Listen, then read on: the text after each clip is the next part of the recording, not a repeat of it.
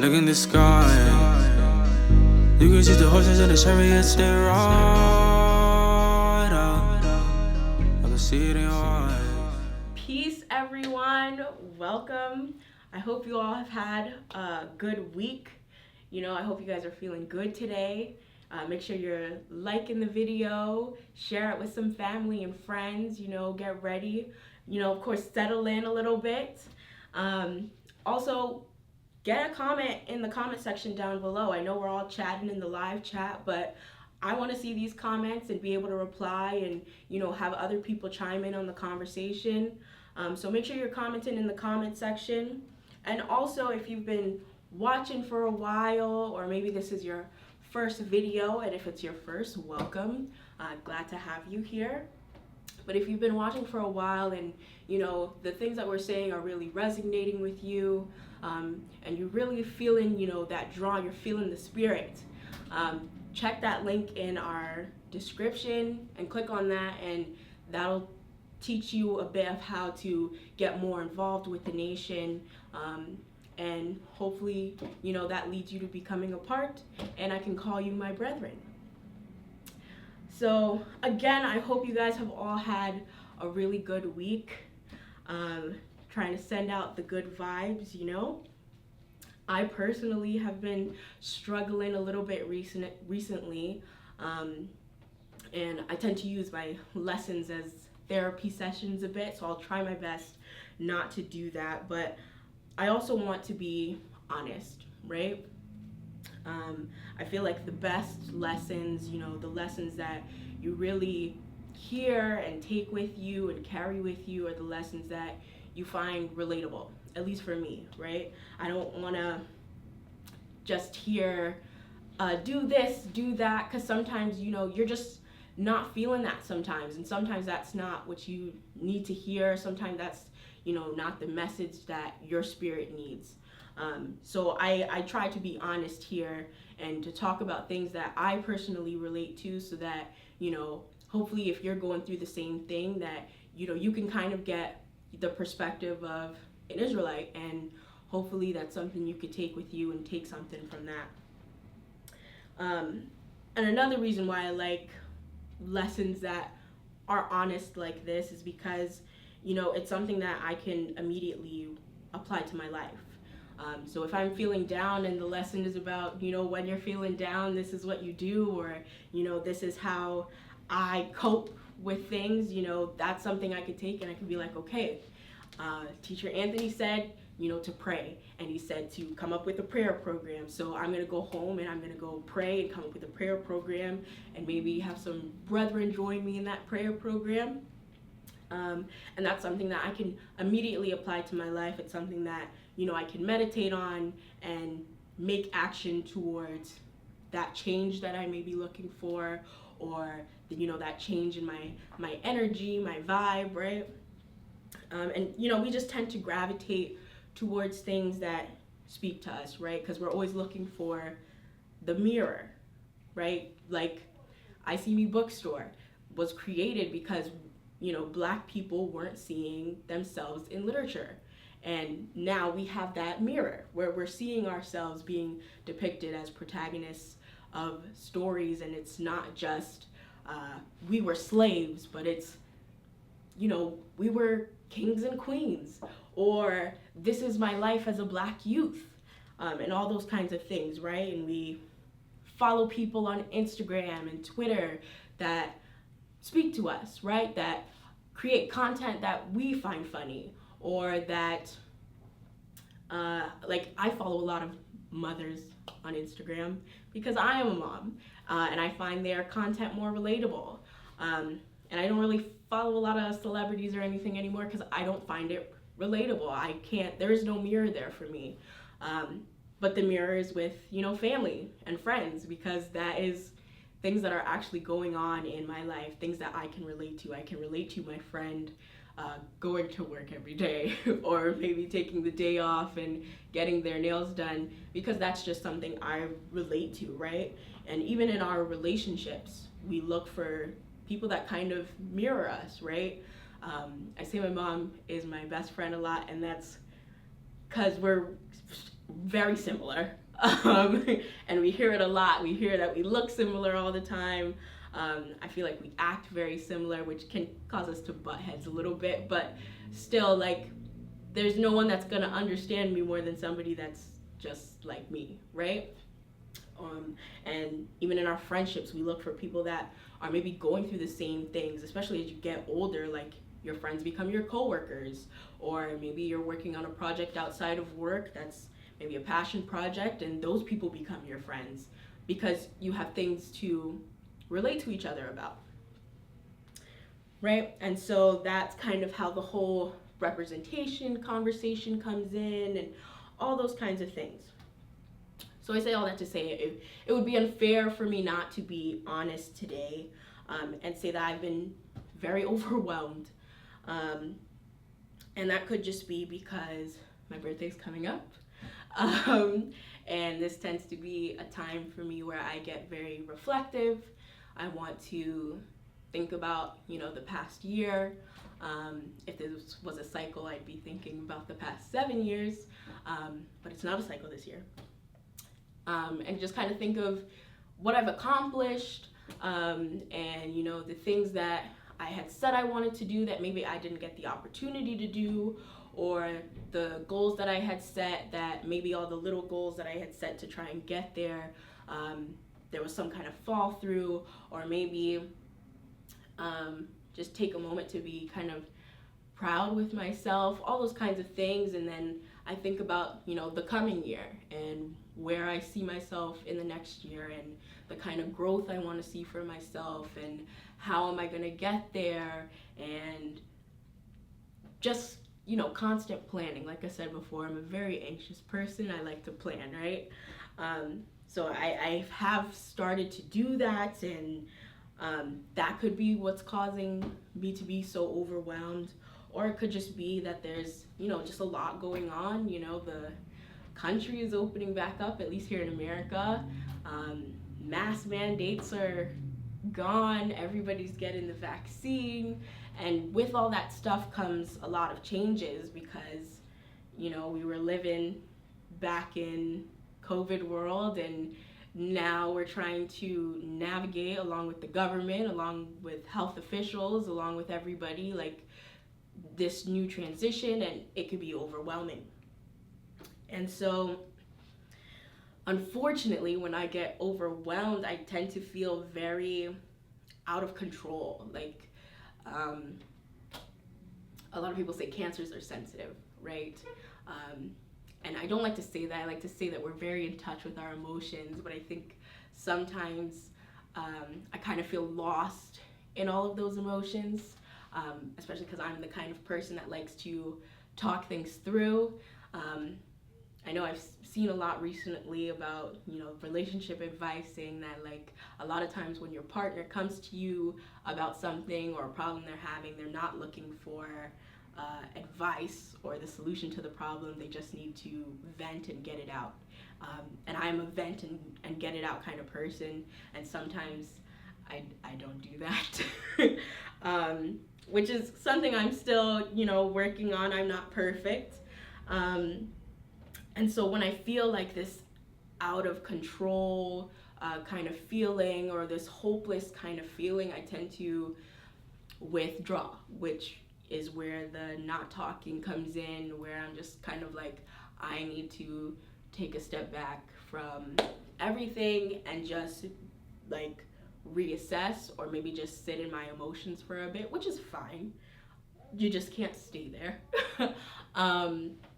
And just kind of like, I need a second to just figure out what the next move is going to be, and where that next move could possibly land me.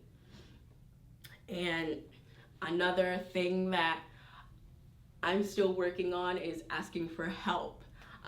I tend to have a big problem with asking for help, and it's kind of like the curse of being independent. I like to do a lot of things on my own, and sometimes when you're just so used to doing that, or you feel like you need to be doing that, it's difficult to be like, hey, I need help, can you help me with this thing, or can you do this for me? And so again, I have a difficult time doing that, and I'm still working on that myself. And because of that, I have a tendency to teach myself a lot of things. I won't reach out for help. Like, maybe there's something I need to do, and I'll just be like, you know what, I'll just figure it out rather than bothering somebody to try and teach me, because what if they have a bunch of things to do, and you don't want to be a burden onto other people. And so I have a tendency to teach and kind of train myself, and I kind of do this everywhere. I do it at work, I do it at home, I do it with my own personal things. And I noticed this trait about myself, and I have tried, and I'm still trying to fix it. And when I had first kind of noticed it and was trying to fix it, I kind of just made myself more frustrated, because to me, going from not asking for help, totally withdrawing, for me to say that I'm okay instead of I'm good, was my version of standing on the island with the big SOS in the sand, waving my hands, right, waving the white flags, like, this is my cry for help. Me saying that I'm okay felt like me saying, I can't do it, save me, somebody, all of that, right? And in my head, that made sense. But for somebody else, oh, she said she's okay. Maybe she just, isn't having a good day.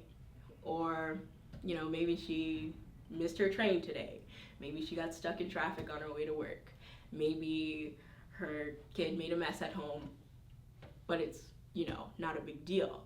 So there's that, disconnect, because for me, this is a big deal. I am so not okay. I am going through all of this, and that was my version of saying, ask me how I am again so that I can unload. And for them, they're just like, okay, she's just okay, whatever, right? And it wasn't until someone very close to me spoke to me and was like, I can't help you if you don't tell me that you need help, or you don't tell me how to help you. So your I'm okay, it isn't good enough. It isn't good enough to just be like, I'm okay, and think that I can read your mind and be like, something is super wrong, I need to help her, right? And you hear all the time your partner, your friends, your family, they're not mind readers. They can't, just figure out what you want just because you think it, and you're like trying to do some telekinesis with them. It don't work that way. We have to communicate, right? And so it wasn't until recently that I started getting a little bit better at asking for help, but even still, something I'm working on. Again, I'm being honest, okay? So I want to turn to Exodus 18, and we're going to go to verse 13. And I want you guys to get your Bibles and kind of read with me. I love the story of Moses, because I feel like there's just so much you could take out of his life. There's so many lessons you can learn. There's so many ways that you could read and reread and find something else, that you may be needing from his story. I think his life is kind of like a huge staple in Israel. That's a story that I feel like you could turn to it, and whatever you're looking for, you'll find it. So Exodus 18, let's go to verse 13, and we're going to read down to verse 18. So verse 13, and it came to pass on the morrow that Moses sat to judge the people, and the people stood by Moses from the morning unto the evening. So again, let me give you a little bit of context. At this point, Israel is out of Egypt, right? The 10 plagues have happened, Passover has happened, we've crossed the Red Sea. All of that has already happened. We're past all of that, and Moses is now leading Israel, right? Essentially, he is Israel's leader at this time, okay? So verse 14, and when Moses' father-in-law saw all that he did to the people, he said, What is this thing that thou doest to the people? Why sittest thou thyself alone, and all the people stand by thee from morning unto evening? Sounds a little like me, right? And Moses said unto his father-in-law, because the people come unto me to inquire of God. When they have a matter, they come unto me. And I judge between one and another, and I do make them know the statutes of God and his laws. And Moses' father-in-law said unto him, the thing that thou doest is not good. Thou wilt surely wear away both thou and this thy people, and this people that is with thee, for this thing is too heavy for thee. Thou art not able to perform it thyself alone. And reading this, I first of all, I see myself, right? It's kind of like that trait that your parent has that you kind of inherit that you didn't really want to inherit. And I feel like I'm kind of like Moses, where I will take on everything and be like, I can do it, it's fine, I can do it. And it's not until somebody comes to me and they're like, hey, maybe that's not a good idea. And I'm like, I mean, maybe, but like, I can do it, like, it's fine. Like, trying to convince myself that, I can do everything.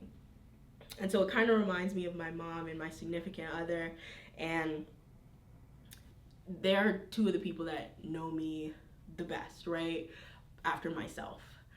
And even still, I feel like I'm still learning myself, I'm young. But they've known me for a very long time. My mother obviously has known me for my whole life. So they're kind of used to me, right? They kind of notice, the things that will bother me sometimes before I even realize that they'll bother me. And they unfortunately almost know me so well that I don't even have to tell them what's wrong, which kind of enables my not being able to ask for help.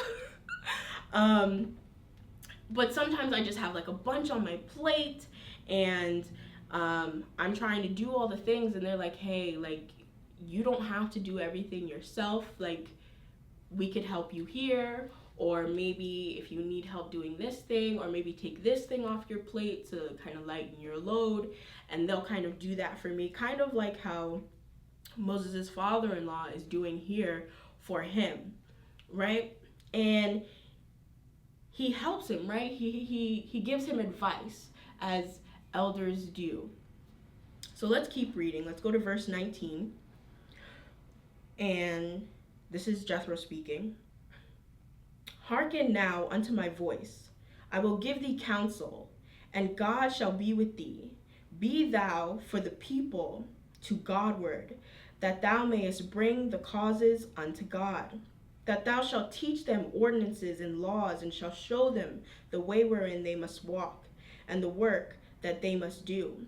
Moreover, thou shalt provide out of all the people able men, such as fear God, men of truth, hating covetous, and place such over them to be rulers of thousands, and rulers of hundreds, rulers of fifties, and rulers of tens, and let them judge the people at all seasons. And it shall be that every great matter they shall bring unto thee, but every small matter they shall judge. So it shall be easier for thyself, and they shall bear the burden with thee.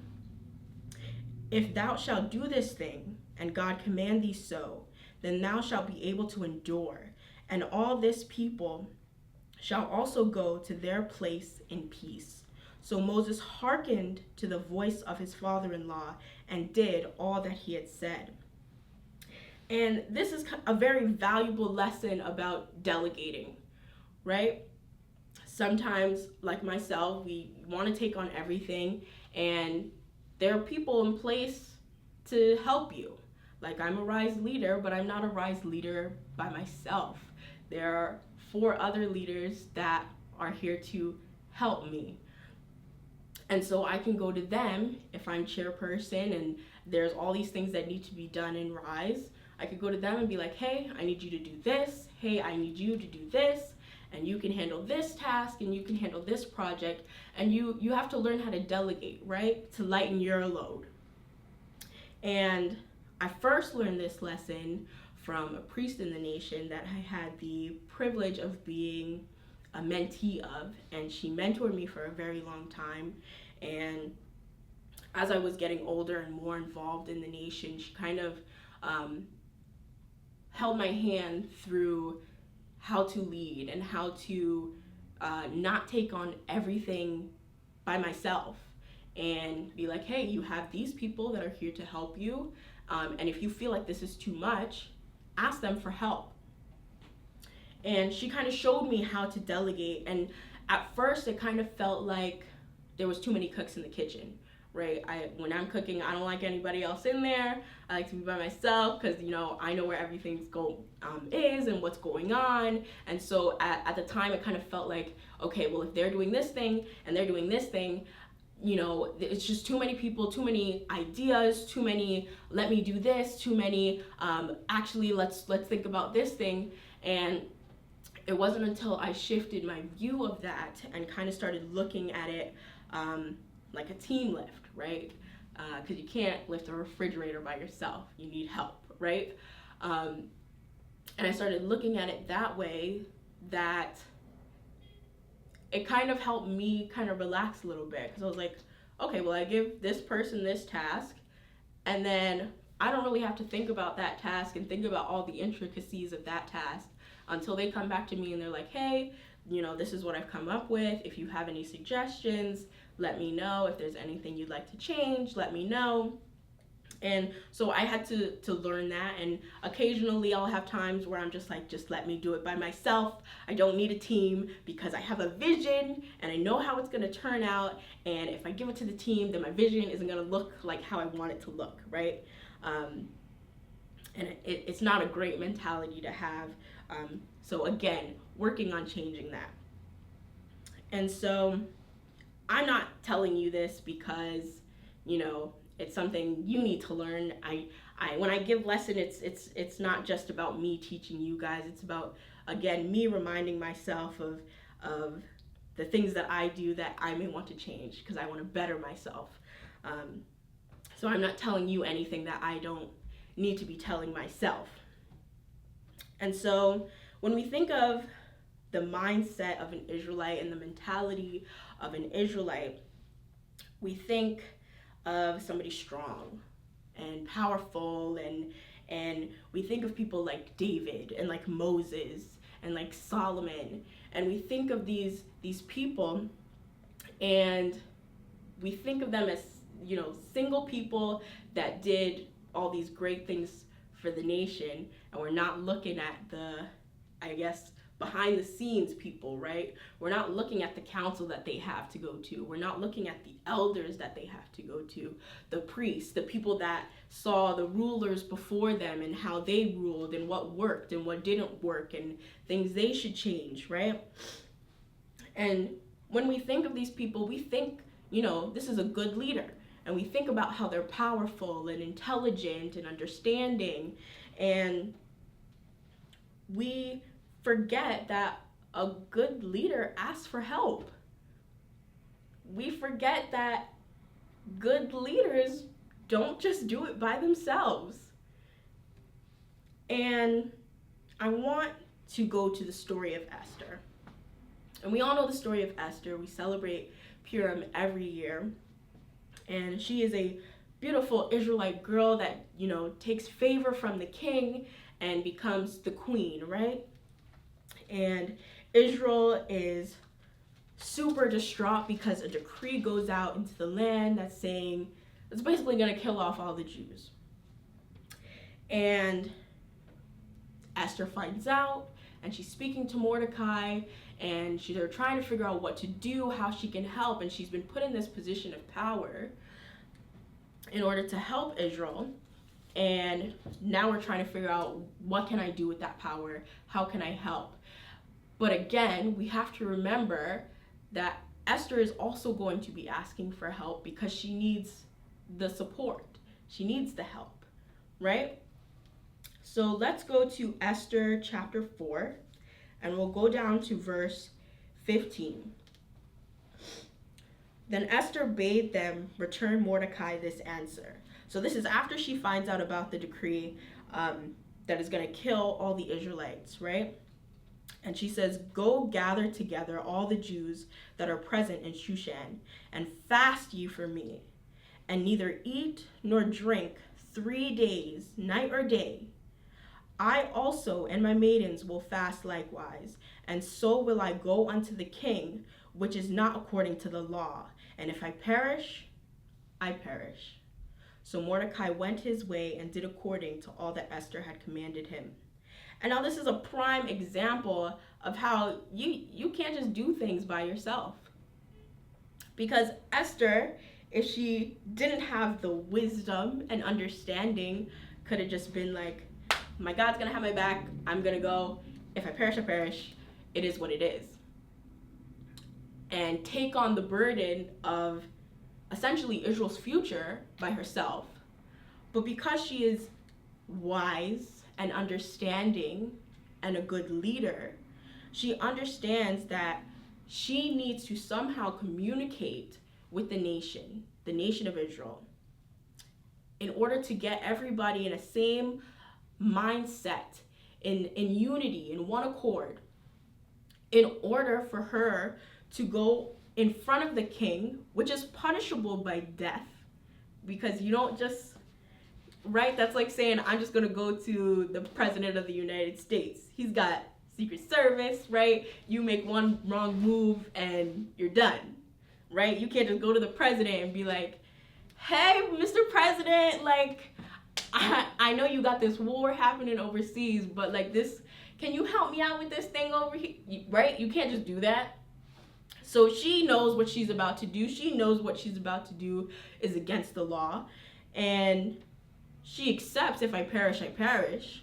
But she also understands that she needs the support of her brethren. She needs the help from her brethren. She's not just going to fast by herself, right? You can't be Israel by yourself.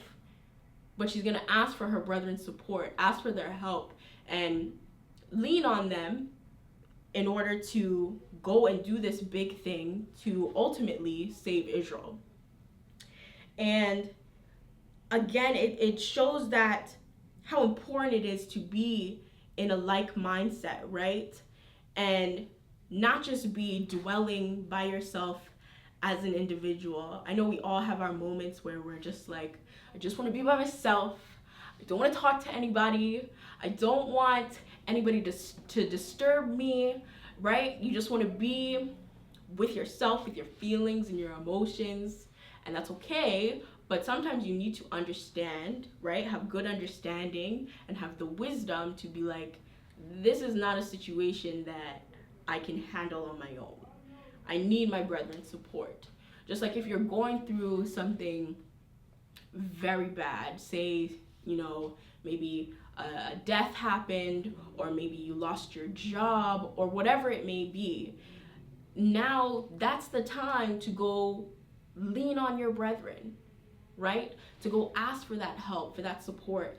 Maybe you're just, you can't get out of bed because you're so grievous and you can't function, you can't do anything. Now's the time to lean on your brethren. Let them bring you the frozen dinners. Let them come over and pray with you. Let them be a part of your prayer program. This is the time to ask for help, right? And to be wise and ask for that help and speak up, right? And so again, Israel, we all had this common goal. We were all in the same like mindset because Esther was smart enough and wise enough to ask for that help, ask for that support, to get everybody in that same mindset, in that same mentality. So we're going to keep jumping around a little bit, and we're going to go to Exodus 17. And so, again, keeping with the support of brethren, sometimes you need your brethren even when you feel like the God of Israel can't be there, right? Because we can't feel him, we can't touch him, he can't hold us like how, our earthly father would, right? Because he's our heavenly Father.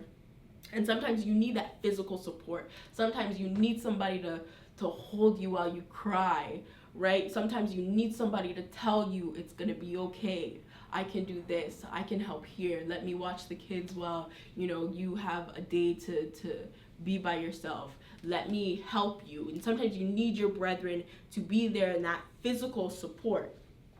And, the God of Israel knows where people that needs to see in order to believe. And I think that's what makes things so difficult for some people, and when it comes to believing in religion and those kinds of things, because you can't see God. But the God of Israel has put in place a family for you, brethren for you to lean on and be that support, right? And I kind of like to liken Israel to a family because I feel like that's what makes the most sense. So the God of Israel is our heavenly Father, right? Just like, your earthly father would be. And, Israel has this huge family structure. And so sometimes there may be that disconnect with the parent, right? And let's say that disconnect is because we can't touch him, we can't feel him, he can't hold us, he can't, say, oh, baby girl, baby boy, it's gonna be okay, let me hold you, let me rock you, And so we have our siblings, and we tend to, at least for me, I spend a lot of time with my siblings growing up, and those are kind of the people that, I ended up turning to and leaning on for support when there was that disconnect, right?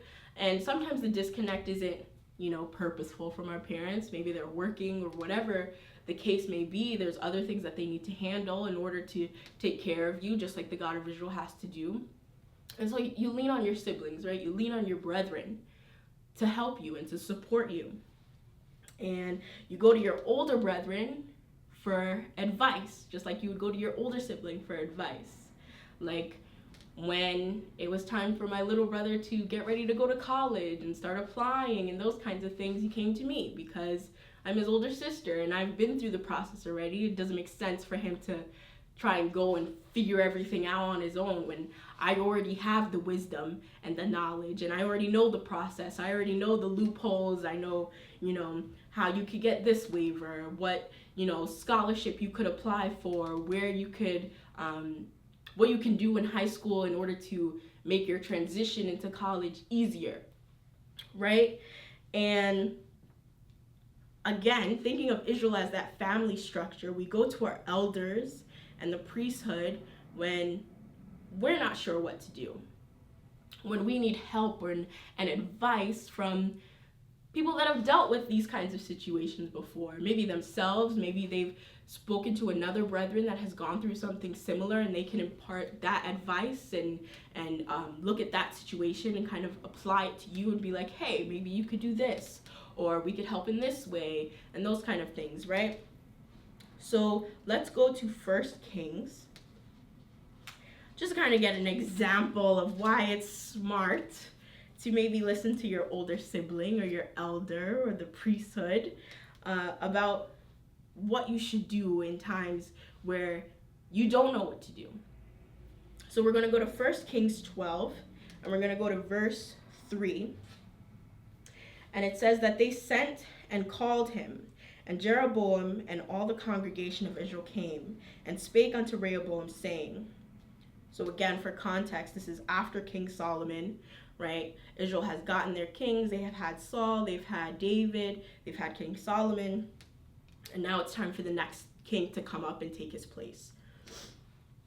Verse 4, thy father made our yoke grievous.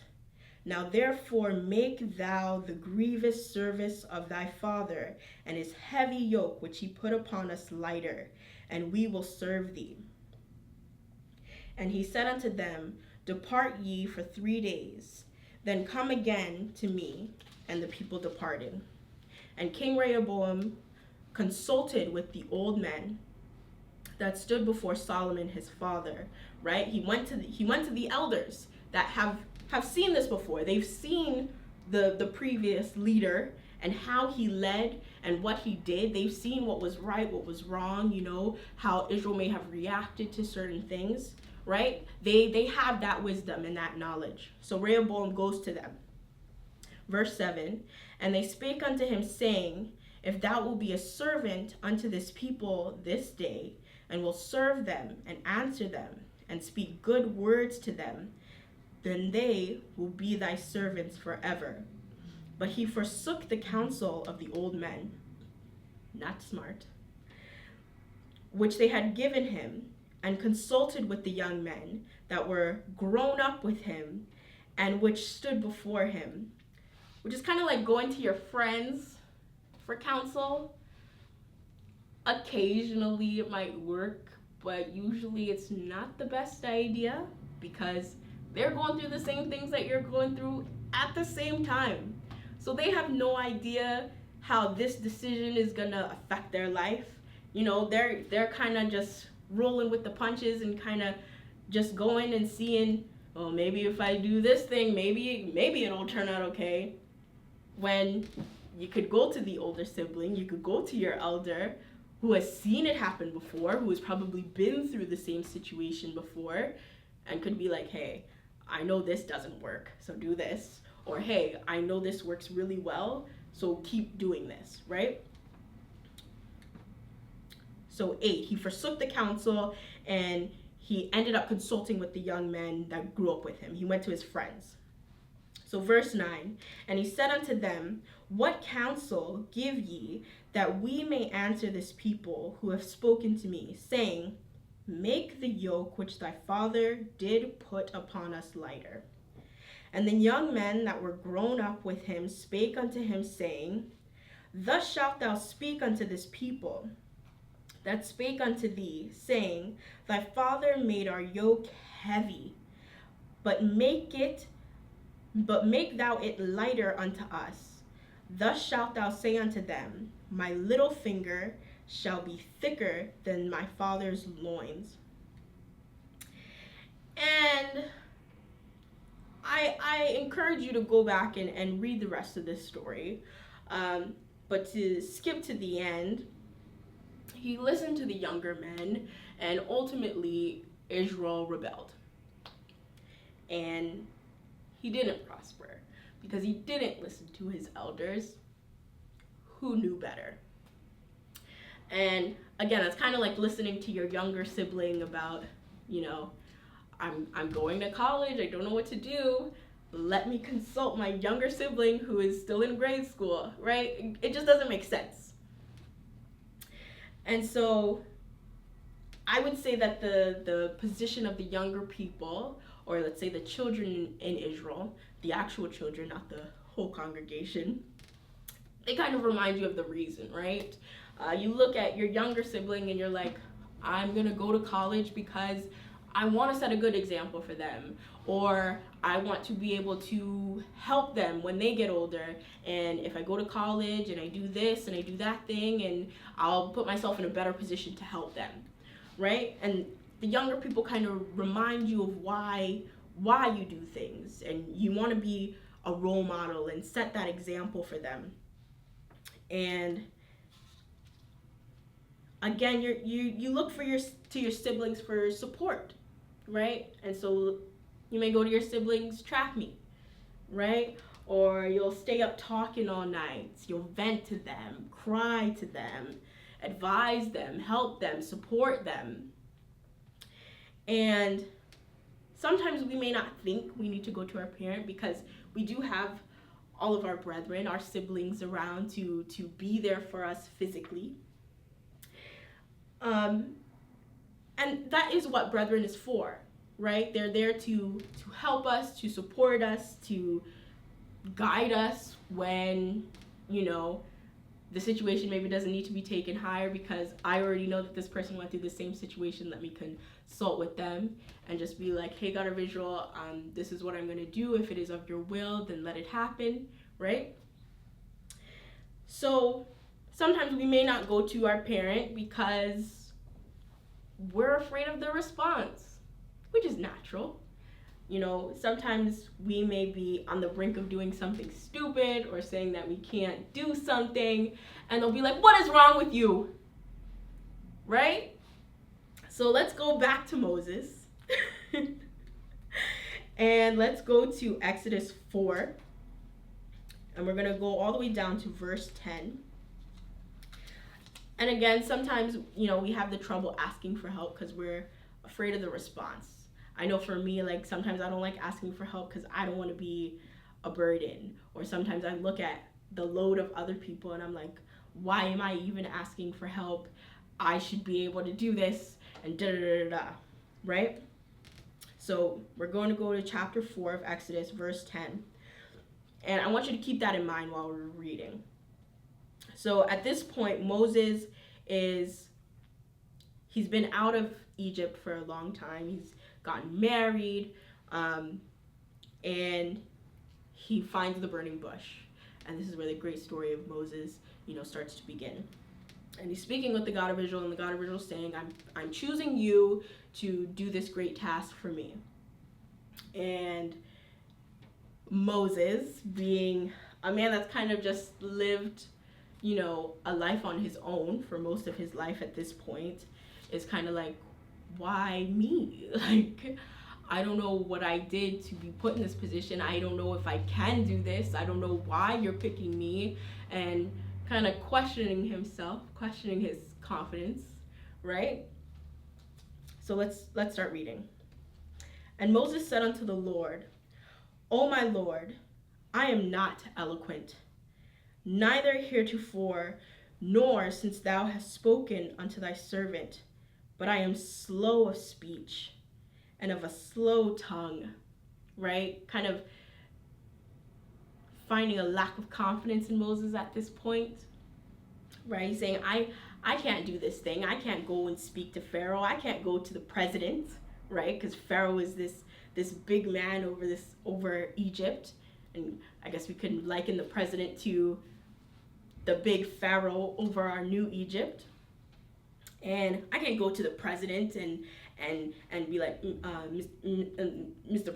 President, I think you should let my people go. Because how you sound going to the president like that, right? That's what Moses is thinking. He's like, I got a stutter. Like, I do not speak well. I do not know no big words. I can't go and speak to Pharaoh. I can't go speak to the president like that. I need to be prepared. I need to have a better vocabulary, all those kinds of things that he's almost looking for an excuse, not to do it because of that lack of confidence. And so verse 11, and the Lord said unto him, who hath made man's mouth? Or who maketh the dumb, or deaf, or the seeing, or the blind? Have not I the Lord?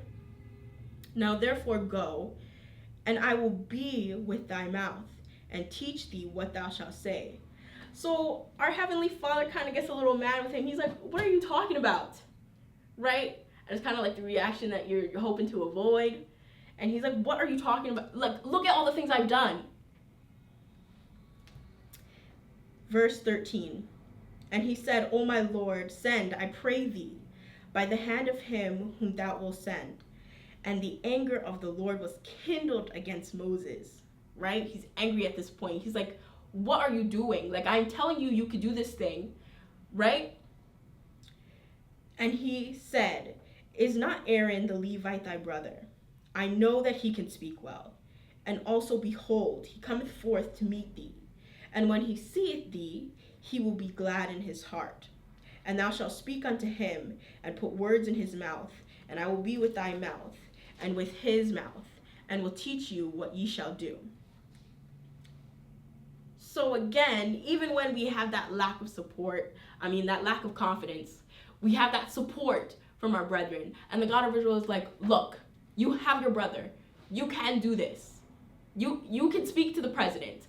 But because you need the help, you need the support, let me give you your brother. And you guys go. Right? And so I kind of liken not wanting to speak with Pharaoh to our lack of confidence that we sometimes have, and sometimes the burden is too heavy or the project is too big, and we're like, how am I going to do this? I don't know. And then Aaron is our brethren coming in for that support, right?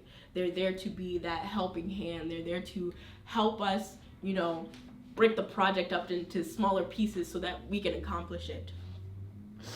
And, we are strong and intelligent people, right? We're spiritual people. We're born leaders, right? In 1 Peter 2:9, it says, "But ye are the chosen generation, a royal priesthood, a holy nation, a peculiar people, that ye should show forth the praises of him who hath called you out of darkness into his marvelous light," right? We are these great people, and there is a brethren in the nation that says that verse, with so much energy and power, and I'm not doing him any justice, but hopefully one day you will be able to hear him speak about 1 Peter 2:9.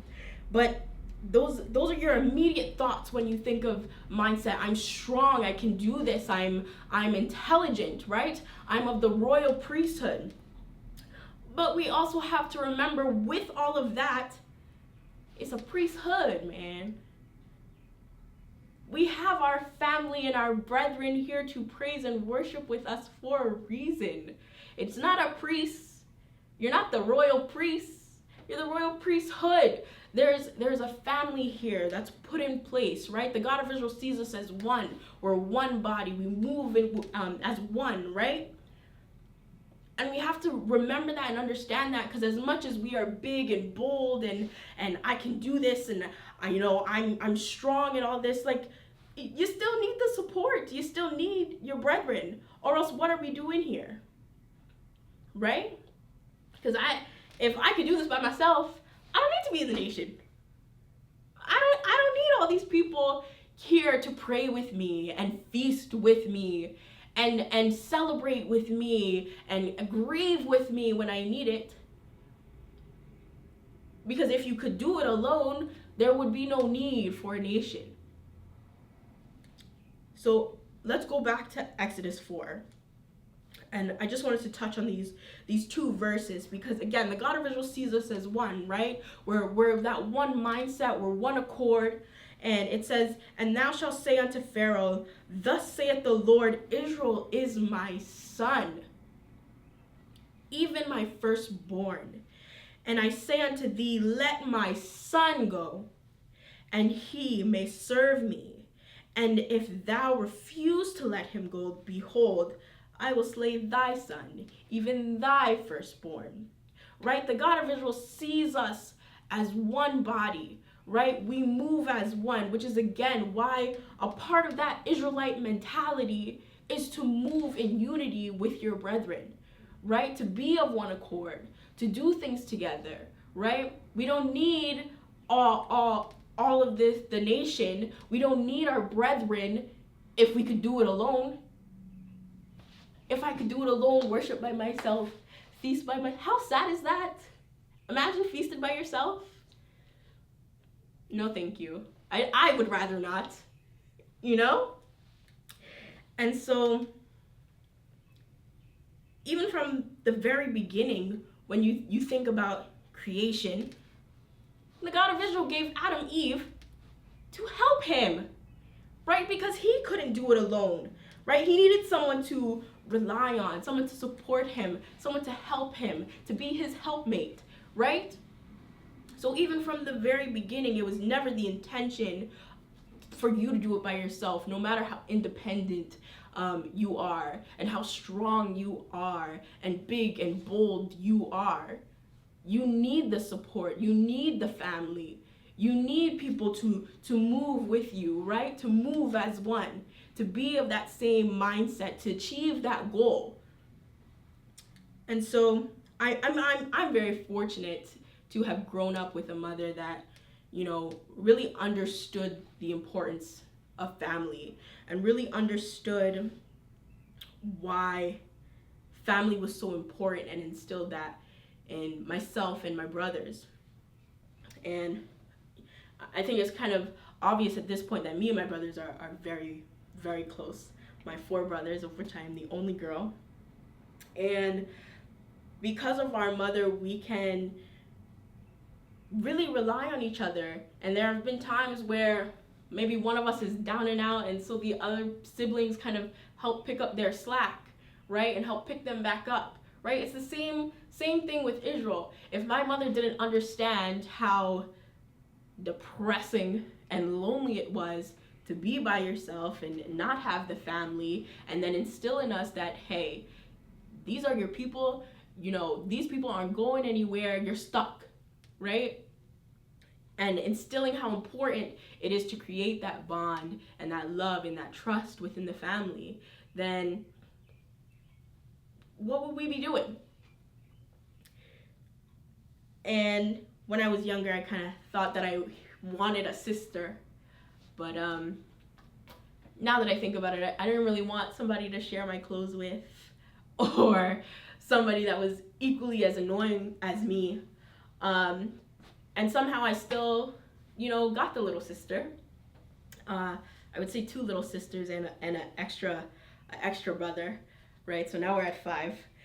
And it's because of Israel that I have them and that support system. And I look at them and their family, and I was fortunate enough to grow up with them, and their parents looked at me as one of their own, and we would do science experiments together, and I would go and visit them in the summers, and we kind of even moved around the country similarly. Sometimes when we moved to Texas, they came and followed, and eventually we got back to the Northeast area, and eventually they also came back. So it was like, and I wouldn't have had that if it weren't for Israel. I wouldn't have gotten my sister that I don't really have to share clothes with, but I wouldn't have gotten that sister, right? I wouldn't have had that extended family, that extra support for when, you know, let's be honest, maybe sometimes my mom did not want to deal with me in the summer, and so she sent me to their house, but they welcomed me with loving arms, right?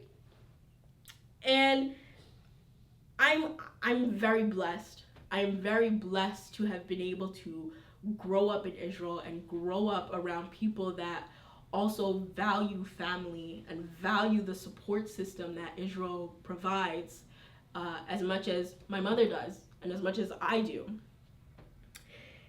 And I want to go to 1 Corinthians chapter 12, and let's go to verse 20. And it says, "But now are they many members, yet but one body. And the eye cannot say unto the hand, I have no need of thee, nor again to the head or to the feet, I have no need of you. Nay, much more those members of the body, which seem to be more feeble, are necessary. And those members of the body which ye think to be less honorable, upon those we bestow more abundant honor. And our uncomely parts have more abundant comeliness. For our comely parts have no need, but God hath tempered the body together, having given more abundant honor to that part which lacked, that there should be no schism in the body, but that the members should have the same care one for another. And whether one member suffer, all the members suffer with it. Or one member be honored, all the members rejoice with it." Again, how the God of Israel looks at us as one, right? And when one of us suffer, that help, that support, we all suffer, we all feel it, right? When you hit your hand or you bang your elbow against the table, it sends a signal to your brain, and then your brain is like, that hurt. And then you're like, oh, okay, that hurt. And then the other hand comes and holds it, right? And holds it together. Maybe you cut it, and then the blood comes rushing. All the body parts work in unison, right? They're all there for a reason. And sometimes we may not see our foot as important, but without our foot, how are you walking? Right? Sometimes we may not see our bum as important, but how you gonna sit on the throne if you ain't got no bum? Right? And so I say all this to say, like, the future of this nation is a shared load, right? We're doing things, we're making moves to better ourselves, to become better Israelites, to become better brethren, to become better servants. And that's not something you do by yourself. You do it with your family. And we all share that load, right? This is kind of a part of our generational wealth. You know, our parents did the hard work, right? They maybe immigrated from another country and, you know, worked in a kitchen or did the fast food job or the retail job that, you know, people don't want to do or don't respect anymore, in order to put us in a position to go to college or to get a job in tech or whatever it may be, and set us up for a better future so that we could eventually set our kids up for a better future and create that generational wealth, right? My parents found Israel and started to obtain the knowledge in order to pass down that legacy to me, so I could pass down that legacy to my son, right? So I don't have to do the work of finding Israel and questioning myself and being a part of Christianity and all of these things that I was fortunate enough and blessed enough to kind of be born into the truth. I was a little kid, but I don't remember anything before 3. So I essentially was born into the nation. I grew up with the nation. I grew up with this truth. I grew up with the support system, with the help, right? They say it takes a village, and Israel is the village. There is a whole group of 20, 30, 40, 50 people that have all had a hand in my life to make me the person that I am today, the person that, you know, is coming here to speak and give lessons, the person that is a mother, the person that is a daughter, the person that is a friend, a sister, an auntie, right? They've all had a hand in my life. They've all brought me to this, you know, position because they were there when I needed the support. When I needed something, I didn't just have my mom to go to. I had my mom, I had my uncle who I saw as a father, I had this auntie and that auntie, and I had the support system to go to when I needed the help. And we build so that our children don't have to do this from scratch, right? My mother suffered in order for me to not have to do everything from scratch, to find Israel from scratch, right? So the Israelite mindset is not just being a great, amazing person by yourself individually, but it's also remembering that we are one unit, right? That we are one body, that we are the God of Israel's son, right? And remembering that that unity, that support system, our brethren are so important in us being good Israelites. And just to close, I want to go over to Psalms 133 and just read this. And it says, "Behold, how good and how pleasant it is for brethren to dwell together in unity. It is like the precious ointment upon the head that ran down upon the beard, even Aaron's beard, that went down to the skirts of his garments, as the dew of Hermon, and as the dew that descended upon the mountains of Zion. For there the Lord commanded the blessing, even life forevermore." So again, I leave you today to remind you that it is okay to ask for help. It is okay to lean on your brethren. And if you are looking for that help and that support system, it's here. All you have to do is ask. I want to thank you for your time today and say peace, and I hope you guys enjoy the rest of your week. And hopefully you take something from my lesson today, and it helps you in the future. And if there were some things that maybe you didn't resonate with, you left it. But if I'm hoping you did, and I'm hoping you click the link at the bottom. And this is something that, you continue to be interested in. Peace. Bow down thine ear, O Lord. Hear me, for I am poor and needy. Preserve my soul, for I am holy. O thou my God, save thy servant that trusteth in thee. Be merciful unto me, O Lord, for I cry unto thee daily. Rejoice the soul of thy servant, for unto thee, O Lord, do I lift up my soul. For thou, Lord, art good and ready to forgive, and plenteous in mercy unto all them that call upon thee. Give ear, O Lord, unto my prayer, and attend to the voice of my supplications. In the day of my trouble I will call upon thee, for thou wilt answer me. Among the gods there is none like unto thee, O Lord, neither are thy any works like unto thy works. All nations whom thou hast made shall come and worship before thee, O Lord, and shall glorify thy name, for thou art great and doest wondrous things. Thou art God alone. Teach me thy way, O Lord. I will walk in thy truth. Unite my heart to fear thy name. I will praise thee, O Lord my God, with all my heart, and I will glorify thy name forevermore. For great is thy mercy toward me, and thou hast delivered my soul from the lowest hell. O God, the proud are risen against me, and the assemblies of violent men have sought after my soul, and have not set thee before them. But thou, O Lord, art a God full of compassion and gracious, long-suffering and plenteous in mercy and truth. O turn unto me, and have mercy upon me. Give thy strength unto thy servant, and save the son of thy handmaid. Show me a token for good, that they which hate me may see it and be ashamed, because thou, Lord, hast hope in me and comforted me. Selah and Selah. Amen. Good afternoon, good afternoon. I want to welcome brethren, guests, and all those tuning in for the first time. Welcome to the Israelite Nation of Worldwide Ministries. Whew.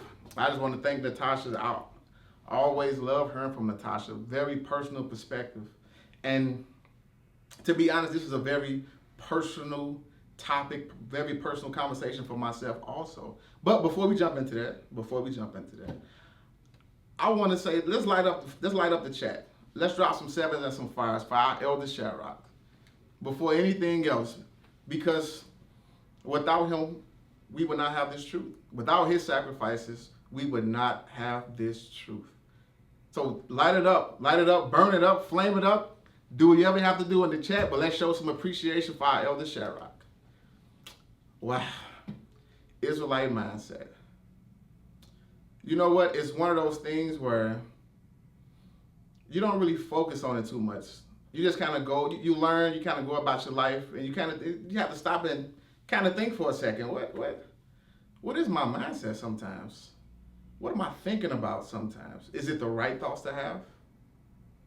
And so that's why this is a very personal conversation, and it's one that needs to be had, right? So quick story. One day, I happened to be in a store, went to the deli section of a store. Like, I'm gonna buy some meat today. So, as Israelites, we have certain dietary laws and certain practices to ensure that our food is clean. So I go to the store, walk up, got my cart, got everything situated and ready.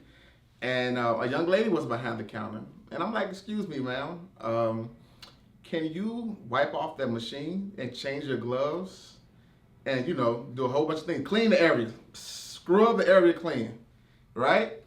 And to my shock, she says, hey, are you an Israelite? And I'm like, what?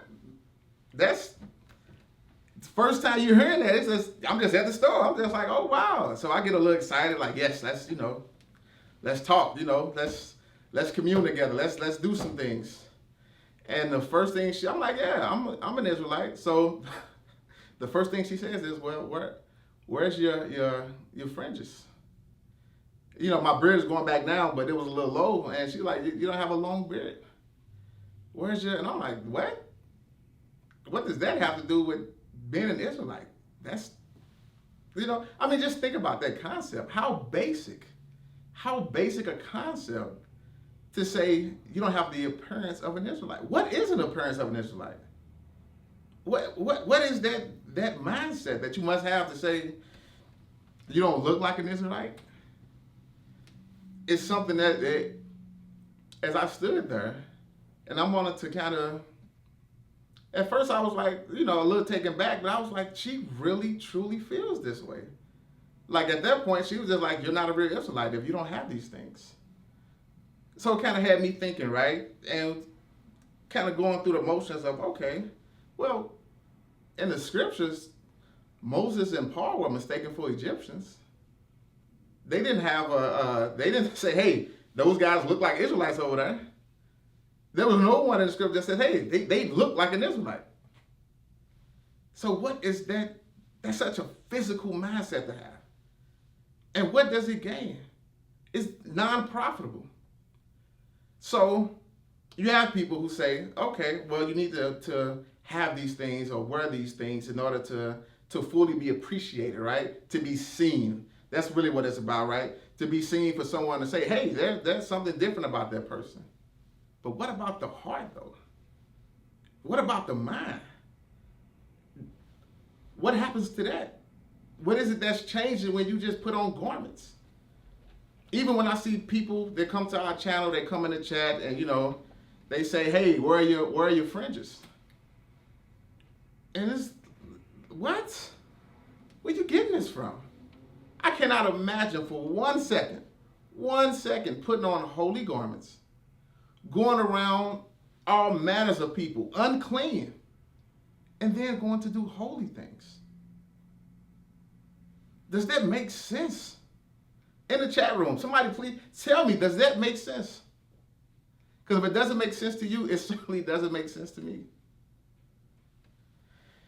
And the mindsets that we have sometimes, what did they come from, right? We know that our culture was lost to us. And again, thank you to our elder Shadrach. But we know our culture was lost. But even in regaining that culture and regaining that zest, that zeal to want to serve our God, why does it still come with that physical mindset? So, real quick, if we can, I just want to turn to Isaiah 29, just real quick. And I'm going to jump around today. Isaiah 29. So I'm just going to read one verse. Verse 13. Wherefore the Lord said, for as much as this people draw near with their mouth and with their lips do honor me, but have removed their heart far from me, and their fear toward me is taught by the precept of men. Think about that. Let me read it one more time.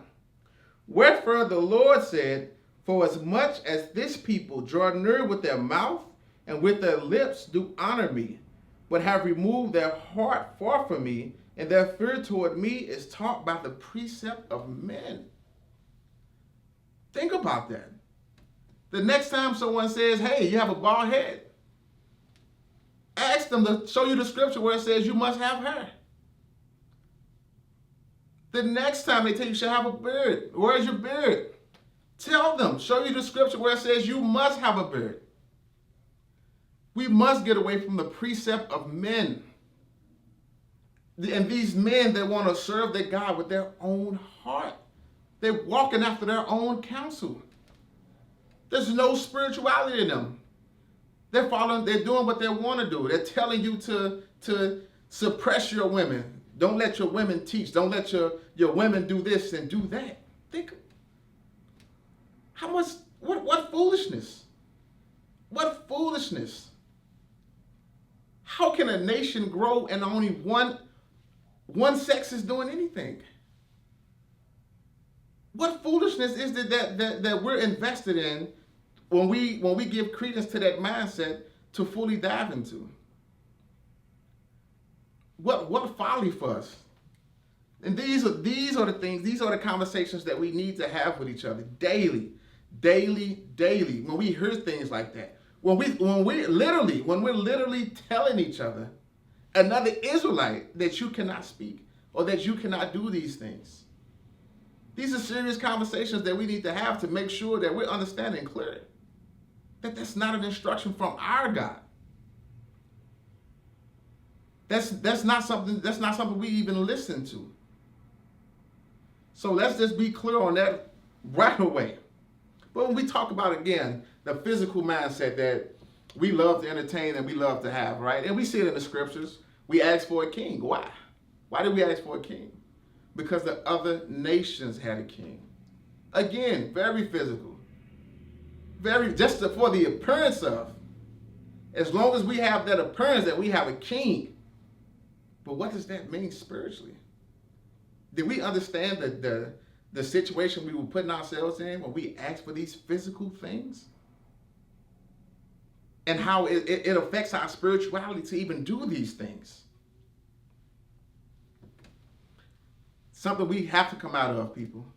Have to. So again, I want to dive into this a little further. So turn with me, if you will, to Matthew 23. And again, I'm going to jump around, but as I like to always say, make sure at your own leisure, make sure to go back and read these stories in full so you can understand the entire context of the story.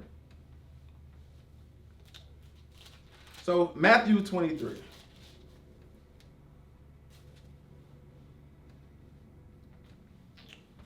I'm going to start at verse 1. Then spake Jesus to the multitude and to his disciples, saying, the scribes and the Pharisees sit in Moses' seat. All therefore whatsoever they bid you observe, that observe and do, but do not after their works, for they say and do not. For they bind heavy burdens and grievous to be borne, and lay them on men's shoulders, but they themselves will not move them with one of their fingers. But after their works, they do to be seen of men, and they make broad their phylacteries and enlarge the borders of their garments.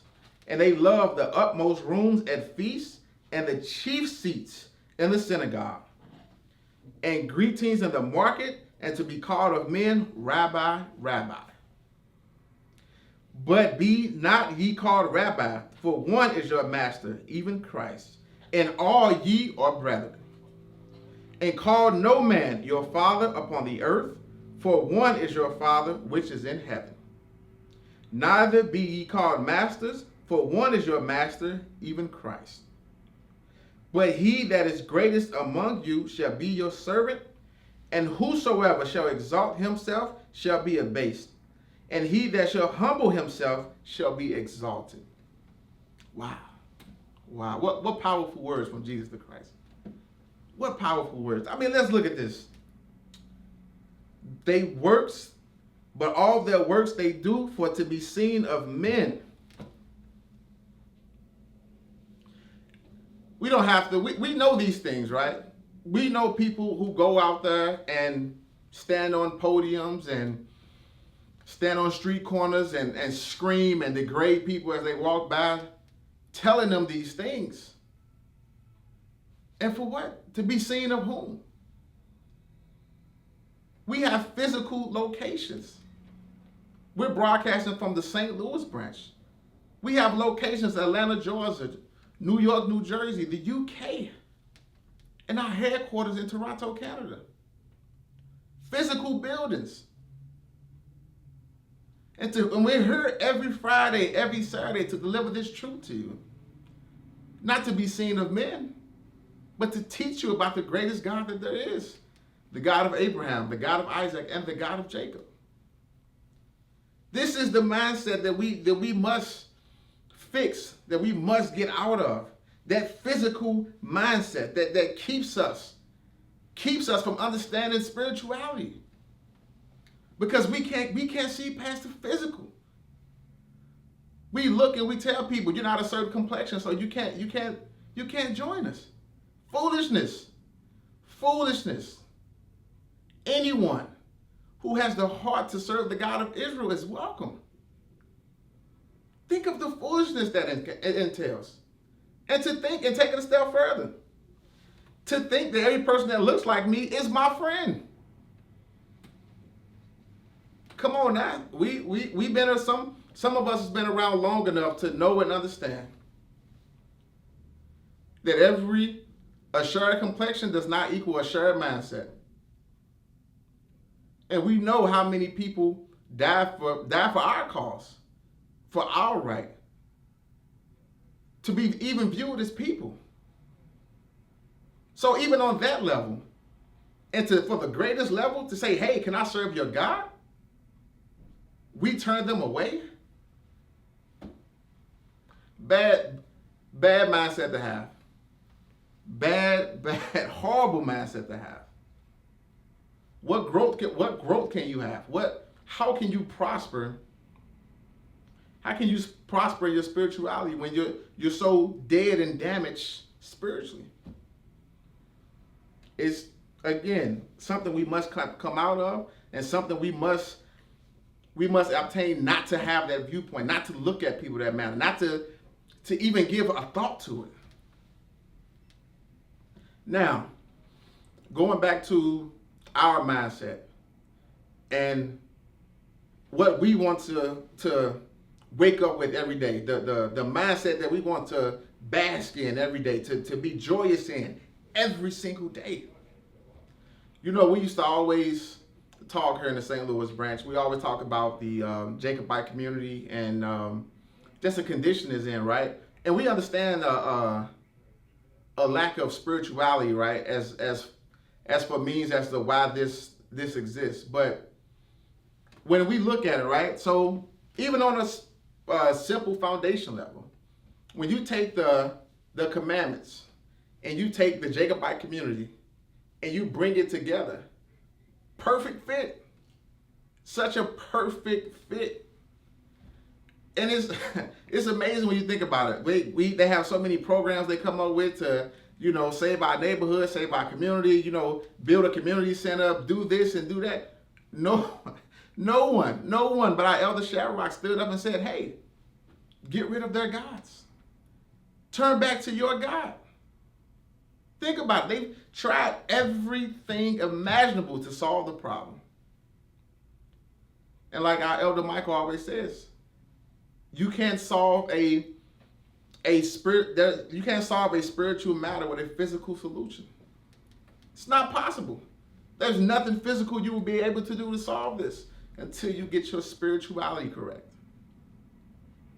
So as brethren, we have a certain duty to each other. We have a certain mindset that must exist for each other in order to see us succeed. Otherwise, that same cycle will continue over and over and over again. Now, one of the biggest mindsets that starts even for Israelites in the beginning, humility. You must first have humility to be humble enough to be taught, to be guided. Without that humility, what can you do? Without humility, you think you know it all. You think that everybody's wrong. When we see it on the comment section, they come and they say, you guys are wrong. This is wrong. That's wrong. No humility. Zero humility. This nation has been around longer than most of those people who post those comments have been alive. So this is not a YouTube nation. This nation did not just wake up 10 years ago. This nation has been around 30 plus years delivering this truth. So a little respect, please. When you come into the comment section, and I urge you, come into the comment section.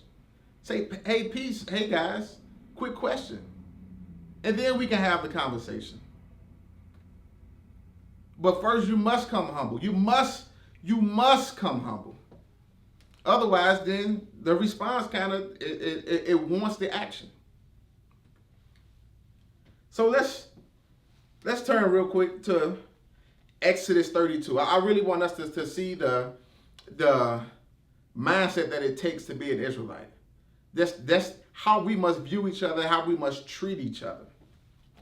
Right? And I'm glad that Crystal spoke about Moses. Moses lived a life and had a journey unlike any other Israelite.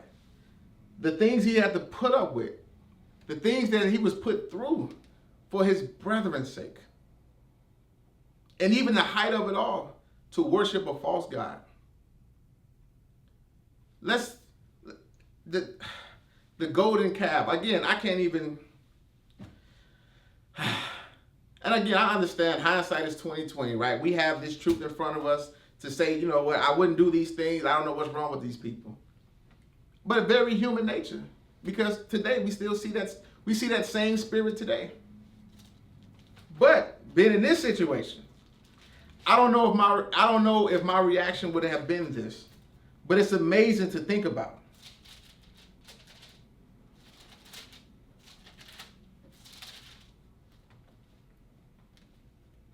So I'm at Exodus 32. Let's turn to let's start at verse 30. And again, this is after the worshiping of the golden calf. Moses come down from off the mount.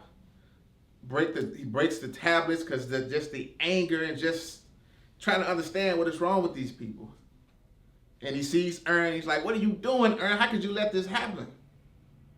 And they have the conversation and things happen. People are slaughtered. So, but let's see what comes. Let's see what happens toward the end, right? Again, Exodus 32. I'm gonna start at verse 30. And it came to pass on the morrow that Moses said unto the people, "Ye have sinned a great sin, and now I will go up to the Lord, unto the Lord. Peradventure I shall make an atonement for your sin." And Moses returned unto the people and said, "Oh, this people have sinned a great sin, and have made them gods of gold. Yet now, if thou wilt forgive their sin, and it not," and I pay very close attention to these next statement by Moses. "And if not, blot me, I pray thee, out of thy book which thou hast written." Whew. That's a brother. That's a brother. Even in your low estate, even when you did these horrible things, goes to our Father. Hey, I know they did terrible things. Please forgive them.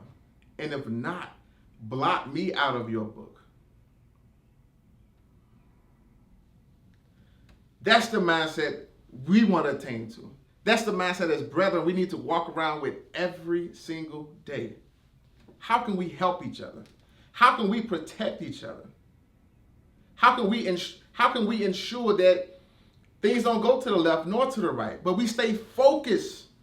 We stay focused on our God. How can we ensure these things? These are the questions we should be asking ourselves every single day. That's the humility. That's the humility that you want to have. But you know what it starts with? It starts with your heart.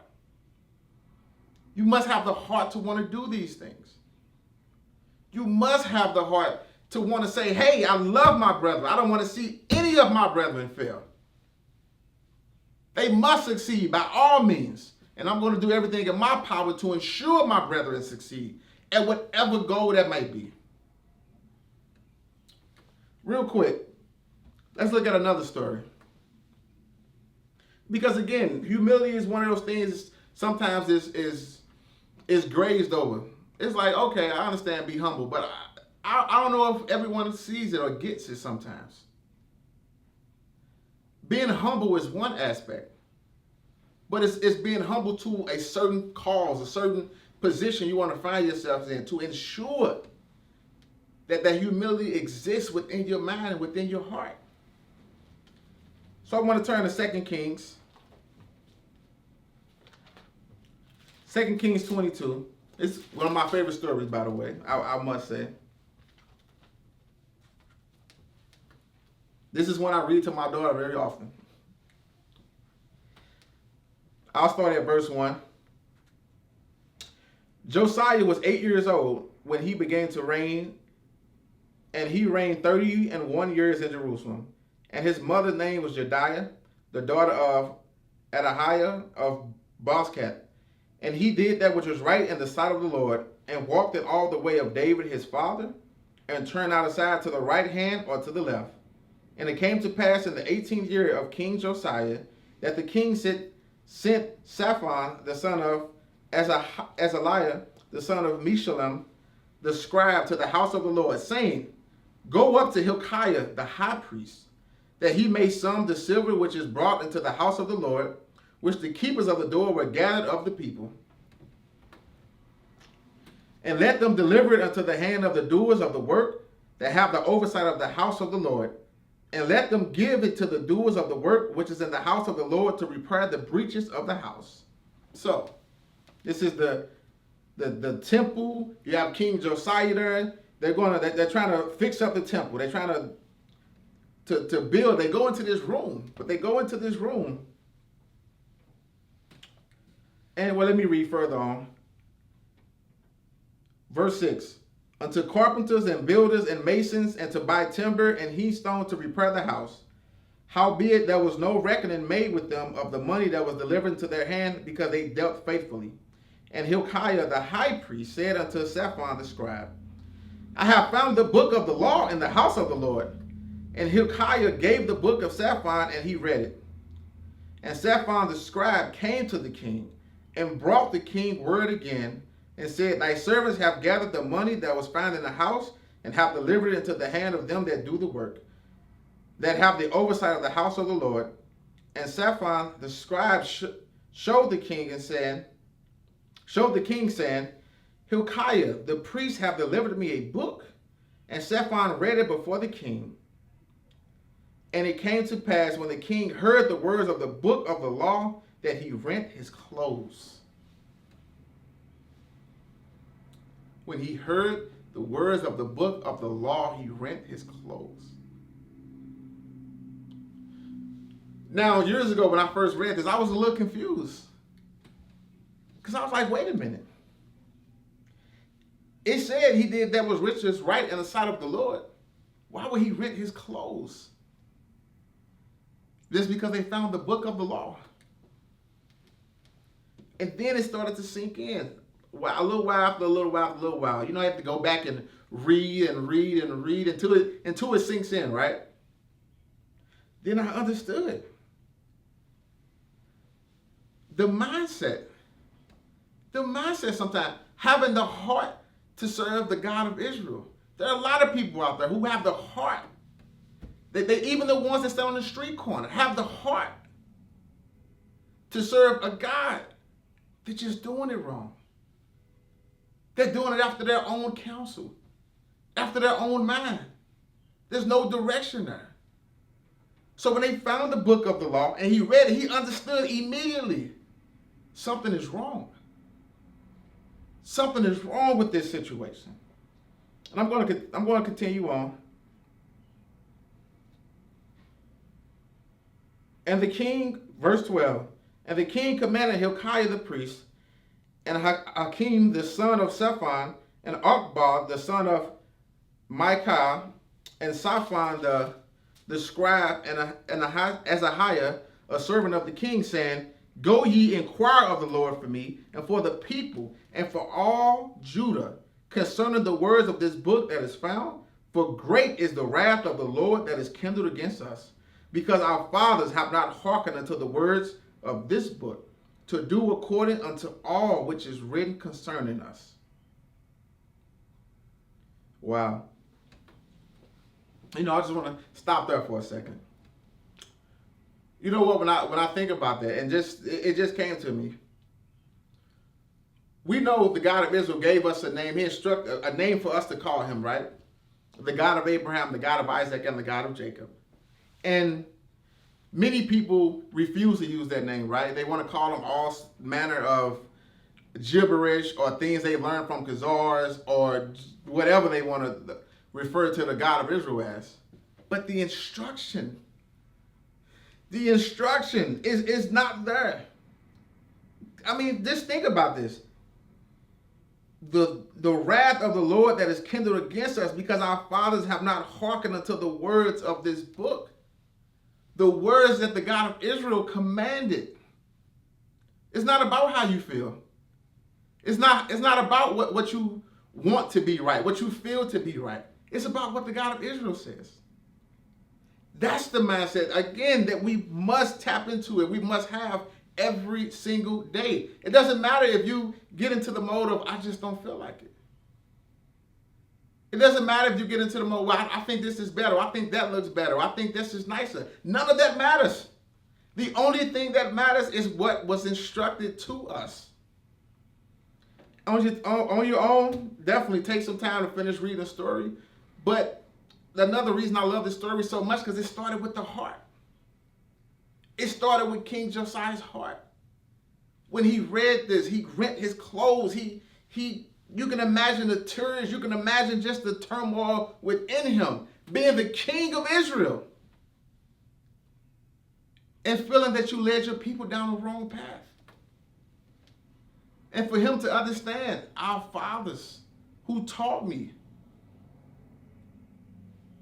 they were down the wrong path too. So think of, again, and that's another segue, right? Think of what that mindset does to our children. Our children come up learning from our mistakes, our words sometimes, and definitely our actions. So when we think about misstepping or thinking that it doesn't matter, think about those behind you. Think about those who are watching your steps. Think about those when you decide, I just don't feel like it today. Think about them 5, 10, 20 years from now and the position that they'll be in. All because they remember seeing you make that statement and having that mindset to say, I just don't feel like it. I'm not going to do it today. Maybe tomorrow. Or maybe I'll do it next week. Just think about that sometimes. And the lack of commitment sometimes that we have to the God of Israel.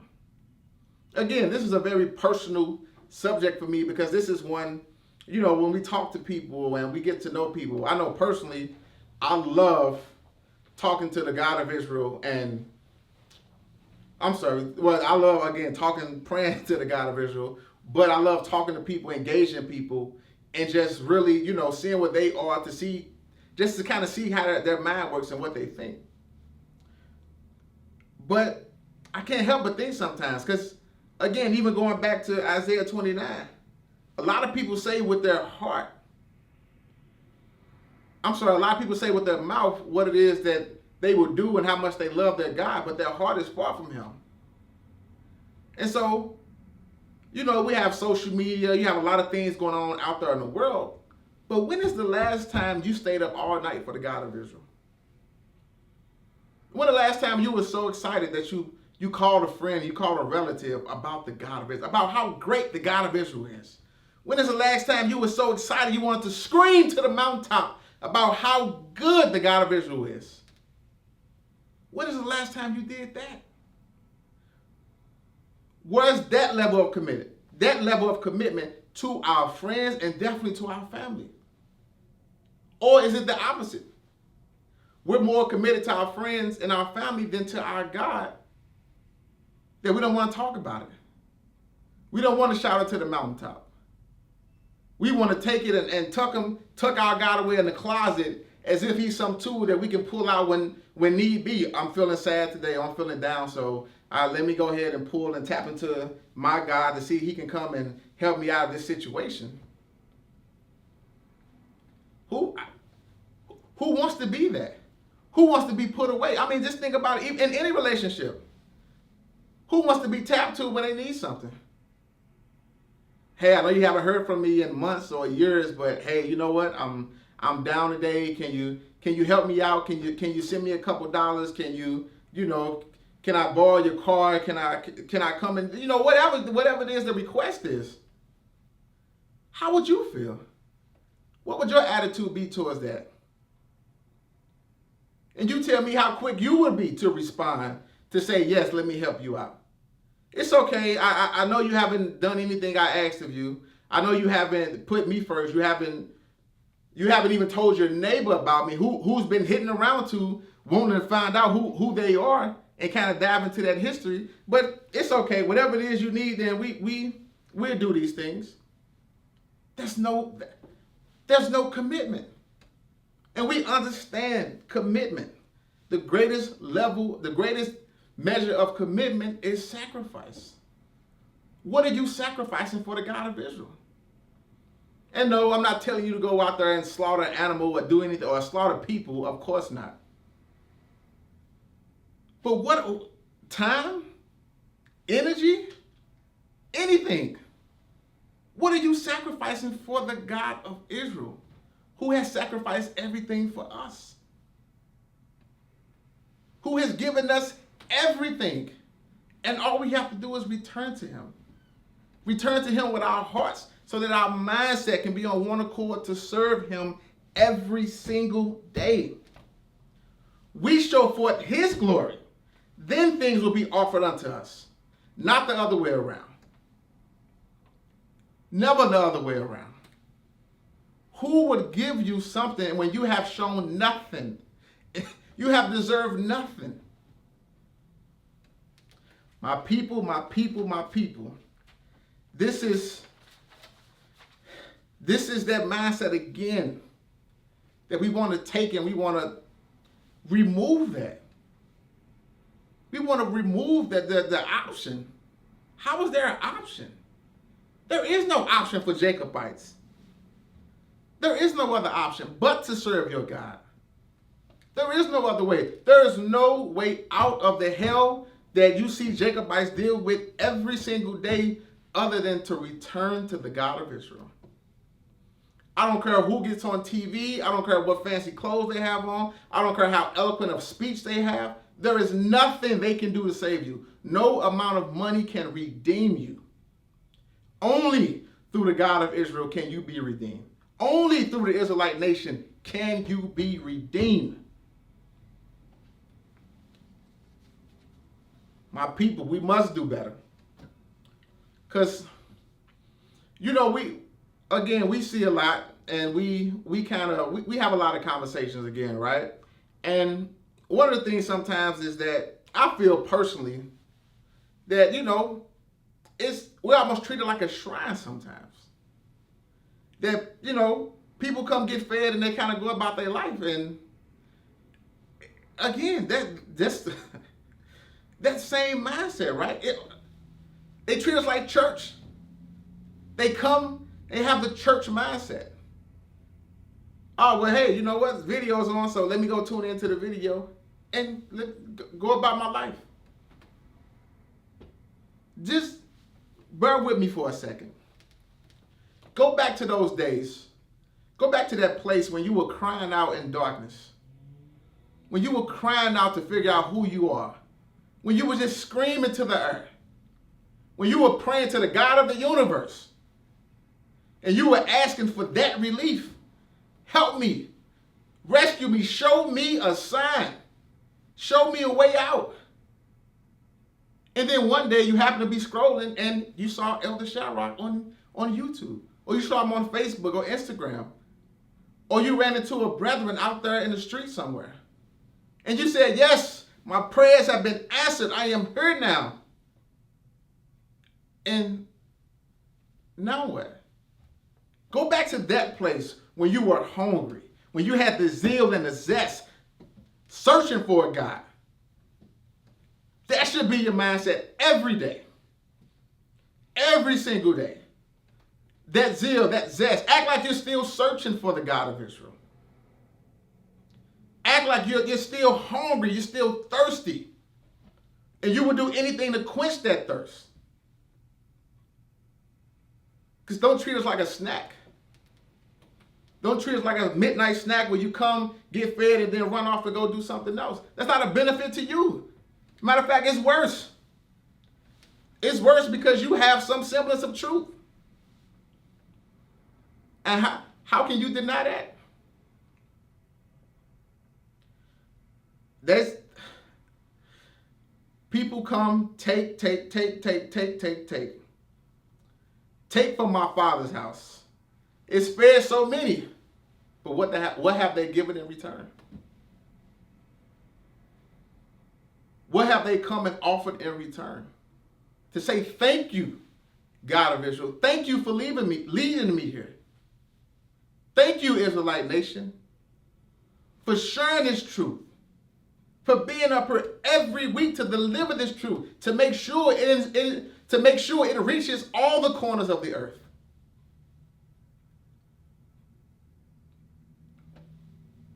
This is the mindset. Again, tap into that mindset. that we must control to manifest, to change it. Because what you formulate up here is how it dictates your actions. It's how you will go about the rest of the week, the rest of the month, the rest of the year, the rest of your life. And if that doesn't change, what are you praying for?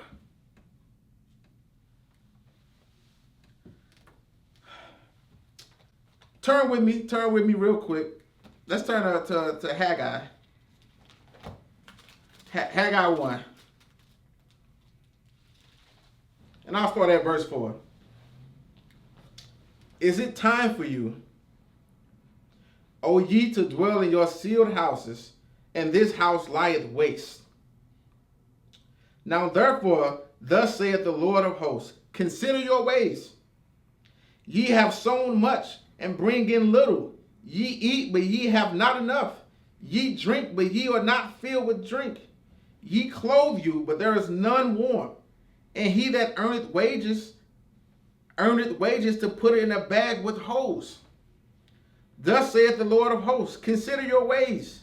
Go up to the mountain, and bring wood, and build the house, and I will take pleasure in it. And I will be glorified, saith the Lord. Ye looked for much, and lo, it came to little. And when ye brought it home, I did blow upon it. Why, saith the Lord of hosts? Because of mine house that is waste, and ye run every man into his own house. Therefore the heaven over you is stayed from dew, and the earth is stayed from her fruit. And I called for a drought upon the land, and upon the mountain, and upon the corn, and upon the new wine, and upon the oil, and upon that which the ground bringeth forth, and upon the men, and upon cattle, and upon all the labor of the hands. You do all these things to enrich yourself. What of my Father's house? How can you go about building every manner of things, and your Father's house lieth waste? I hope you understand what I'm trying to convey here. This is much more than you just living your life, going to work a job. That's life. That's the basic foundation of life. But if we don't do the work to build up our nation, what can we prosper? What can be done? How many of us enrich ourselves, believe our Father's house desolate? How many of us are run out there and will proudly do anything to showcase materialistic goods, believe our Father's house in ruin? That's the church mindset. That is the church going mind. That's the Christian mindset to have. Those are the ones who take their God and they separate it. That's not the Israelite mindset. Our nation and our God is one. When we build up our nation, we glorify our God. When we put forth the work into our nation, we glorify our God. We don't separate our God. We don't serve our God. We don't serve the God of Abraham, the God of Isaac, and the God of Jacob after our own heart. We serve him the way he instructed us to serve him. We understand the concept of family. We understand what that means. We're not a doctrine only, do this, do this, do this, do that. We're not a cookie cutter. We serve him after our own heart. Through obedience, we gain understanding. And we know the importance of family. When you don't have that, when that is absent from you, what do you have? Somebody in the comment section, please tell me, what do you have? When you don't have that understanding, when you don't have the heart to do these things, when you leave your Father's house lying waste, when you don't care to build up the nation, what would you have?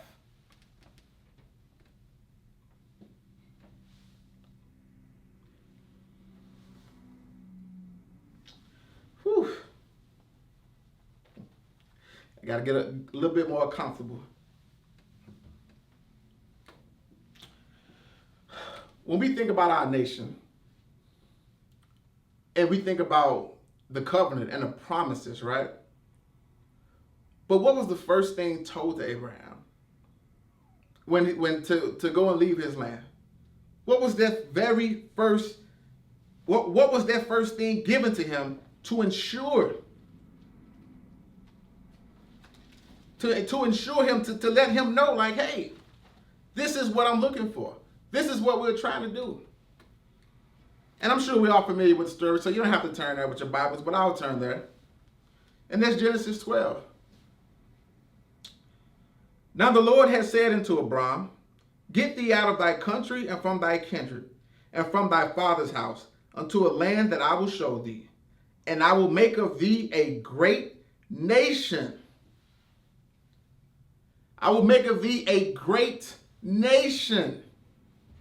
From the very beginning, one of the first promises, I will make of you a great nation. Again, we don't separate the God of Israel from the nation. It's one and the same. Nation work is the work of the God of Israel. There is no separation. There is no confusion with us. We know this. We understand this, which is why we work diligently to ensure our Father's house will never lie waste. It will never be in ruin. We will restore our great nation so that we can be a light to the rest of the world. So we can shout from the mountaintop to tell them how great our God is. So we can shout from the mountaintop to show them this is the wisdom in which you must live by. This is how you live a righteous life. This is the work we're dedicated doing every single day. And if you don't understand that purpose, the reason, you can't be an Israelite. How can you be an Israelite and don't understand from the very beginning what the promise was of what it means to be called out? You wasn't called out to go and dwell in the wilderness. You were called out to be a great nation. Like Crystal read in 1 Peter. A holy nation, a royal priesthood. This is why you were called out. You weren't called out to sit at home and just say, oh, hey, is the video on? I'm going to watch this video. Yes, tune in. Absolutely tune in every single day. And we appreciate the likes, the comments, the shares. Subscribe, and I urge you now to continue to like, continue to comment, continue to subscribe, and share this content with the energy you feel, the energy that you receive when you see these videos. Share it. Share it for the world to see. Let them know how great this nation is. Let them know how powerful this nation is. So that they can see it, they can share it. And we can start changing the mindset of these Jacobites who are out here, who have the zeal to serve, but they're serving the wrong God. They're part of the wrong nation. So I urge you, yes, continue to watch the videos, continue to do these things, but also take it a step further. Take it a step further, because you cannot be an Israelite by yourself. Again, you will be a great nation. No such thing as one person who's a nation. It's to join us. You must join us. In the video description, I want you to go look, go click. You're going to see a link. I want you to click that link. And I want you to come talk to us. Come join us. Come help restore and build the living God's family, the living God's nation. Let's do this together on one accord. Let's continue to serve our God, to have the mindset, to know what it means to be an Israelite. Because without that, again, without that mindset, you're wasting your time. You're wasting it. If you say, I want to be an Israelite by myself, you're wasting your time. There's no story here where it's just say, hey, you, go do this thing, and I will bless you, and that's it. You're the only one who will receive these riches and get this, and nobody else will do anything. Everything was done for the purpose of the nation. Every story you read about, every prophet, everything came for the purpose of building a nation. So I want to go to one of my favorite stories. One of my all-time, I love this story so much because when I was first introduced to Israel and learned about it, I had a mindset similar to those, who stand on the street corner, which was the appearance, which was just the attitude, the wrong mindset, the wrong goal, hey, you know what? People who didn't look like me, I didn't want to have anything to do with them. People who I thought, again, everybody's devils, and this is that, and that is this, and you get caught up in all manner of conspiracies, and you go down a rabbit hole, and trust me, if you don't stop, you never escape from that rabbit hole. It's very deep, and there's a lot of snares within that rabbit hole. So this is one of those stories where it helped me kind of see it a little bit different. It helped me see the passion. It helped me see the attitude that you must have for the nation, and it helped paint a different picture. And again, we read this story many times. Matter of fact, let's just jump straight to it. Let's go to 1 Samuel.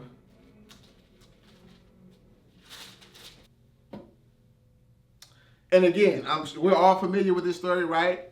About David and Goliath, right? But again, when you read it through the eyes of an Israelite, it hits a little different. It tastes a little different on your tongue. It just feels different. You get chills. Your body, you start almost shivering a little bit, because you're like, wow, that's something different. That's a peculiar treasure you're reading about. So turn to 1 Samuel chapter 17, and I'll start at verse 1. Now the Philistines gathered together their armies to battle, and were gathered together at Shiloh, which belonged to Judah, and pitched between Shokloth and Azekah and Ephraim. And Saul and the men of Israel were gathered together and pitched by the valley of Elah, and set the battle in array against the Philistines. And the Philistines stood on a mountain on one side, and Israel stood on a mountain on the other side. And there was a valley between them. And there went out a champion out of the camp of the Philistines, named Goliath of Gath, whose height was 6 cubits and a span. And he had a helmet of brass upon his head, and he was armed with a coat of mail. And the weight of the coat was 5,000 shekels of brass. And he had greaves of brass upon his legs, and a target of brass between his shoulders. And the staff of his spear was like a weaver's beam, and his spear's head weighed 600 shekels of iron, and one bearing a shield went before him. And he stood and cried in the armies of Israel, and said unto them, Why are ye come out to set your battle in array? Am not I a Philistine, and ye servants to Saul? Choose you a man for you, and let him come down to me. If he be able to fight with me, and to kill me, then will we be your servant. But if I prevail against him and kill him, then shall ye be our servants and serve us. And the Philistines said, I defy the armies of Israel this day. Give me a man that we may fight together.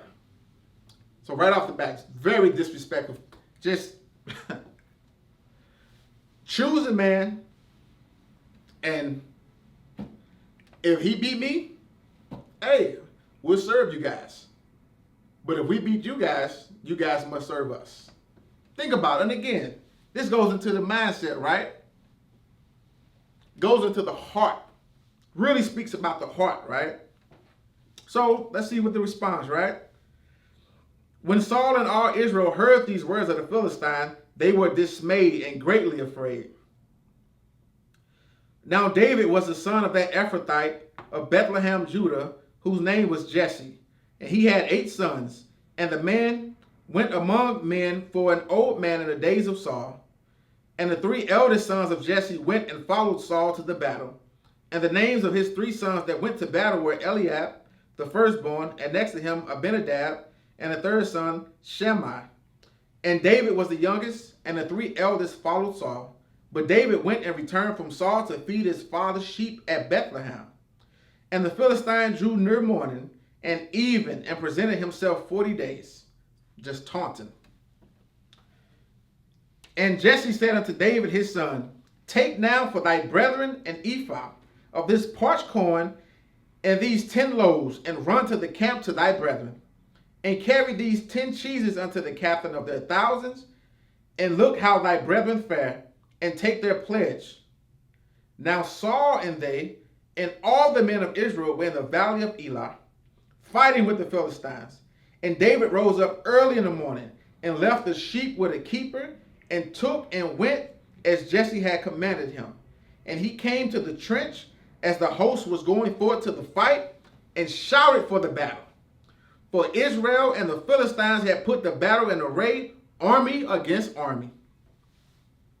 And David left his courage in the hand of the keeper of the courage, and ran into the army, and came and saluted his brethren. And as he talked with them, behold, there came up the champion, the Philistine of Gath, Goliath by name, out of the armies of the Philistines, and spake according to the same words, and David heard them. And all the men of Israel, when they saw the man, fled from him and were so afraid. I want to stop right here for a second. Can you imagine?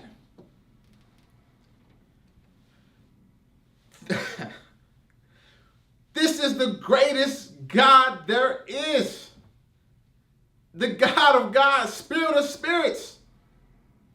And his children are afraid of a man? Can you imagine? Where's the mindset? Where's the heart? Where's the courage? No, there is no way. No way. How many of us today place an obstacle in front of us and say, there's no way. There's no way I can do this. The battle is too great. Why? Why do we minimize our God? Did he not destroy Egypt for us? Did he not keep us even in our lowly estate after 400 years? Is this not that same God? How dare you? If you have doubt, oh ye of little faith, how dare you? There is no way. Look at David's response. Verse 25, and the men of Israel said, have ye seen this man that is come up? Surely to defy Israel he come up. And it shall be that the man who killeth him, the king will enrich him with great riches, and he will give him his daughter, and make his father's house free in Israel. And David spake to the men that stood by him, saying, what shall be done to the man that killeth this Philistine, and take away the reproach from Israel? For who is this uncircumcised Philistine, that he should defy the armies of the living God? Who are you that you think you're going to come and defy the armies, the nation of the living God? Are you crazy? Do you know who my God is? Do you know what my God is capable of? And you think for 1 second You're going to come and defy us? That's the heart we want to have. That's the mindset we want to have every single day going forward. How dare we allow doubt to creep into our mind when our God has rescued us time and time and time again? He's shown us over and over and over again who he is. Why can't we stand up for our God? The way he comes to us and takes care of us. Why can't we do that for our God? We know who the covenant belongs to. We know who we have. So why can't we have that heart?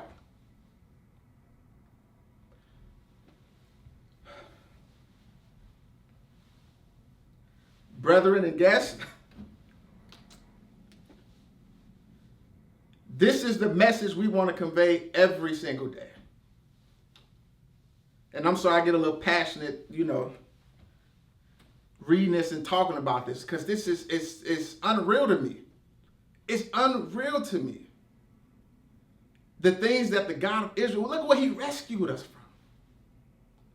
From their gods who are not gods, of wood and stone. Look where he pulled us from. From the depths, from the pits. And we treat him as if a tool to put into a nightstand, to break in case of emergency. That's not the heart. That's not what you want your mind to be. As an Israelite, you want to have humility. You want to have commitment. And you want to have the heart to serve the God of Israel, the greatest God that there is. So if you want to join us, if you have the heart to serve the nation of the living God, go into that link in the video description. Click on it, fill it out, and come and join us. Join us, join this family, and help us continue to build, continue to reach the masses who are still out there, who have the heart but need to be shown the direction of where to go. I thank you for your time. I hope you enjoyed this message.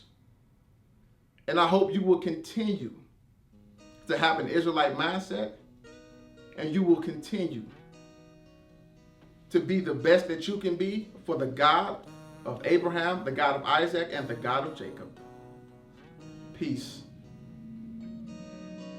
Look in the sky. You can see the horses and the chariots, they ride out. I can see it in your eyes. Know you look scared, baby, don't be scared, it's alright. Just look at the size. There's more of us than to be with them, so we all